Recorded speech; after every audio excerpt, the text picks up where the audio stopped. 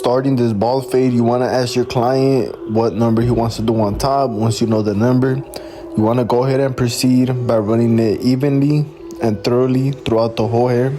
Now you want to set in your bald guideline. I like to use my lever close. This makes for a softer line when it comes to eliminating that bald line. Here we're using the lever open, also known as the half. Make sure you use every single notch on that lever so you could get that crispy fade.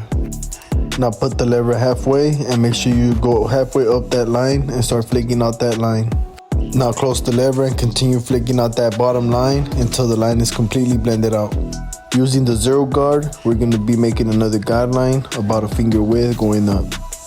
Now put the lever halfway and continue flicking out that bottom line until the line is fully gone. And when you close that zero guard, basically that line should already be fully gone, but you will have to come back and detail it with the half. Be patient and enjoy the process. Now this is the best part. You either break the haircut or make the haircut with this. Here we're laying down his hair, making sure we're prepping him for the waves to start popping out.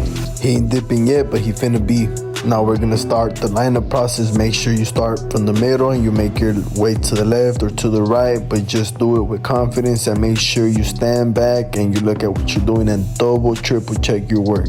Now when you're doing this part, make sure you're stretching the client's scalp, the skin. Make sure you're stretching every area that you could stretch before you pass the razor. This is the end result. The dad loved it. He even messaged me thanking me. If you're in the Los Angeles area and you're looking for a new barber, hit me up.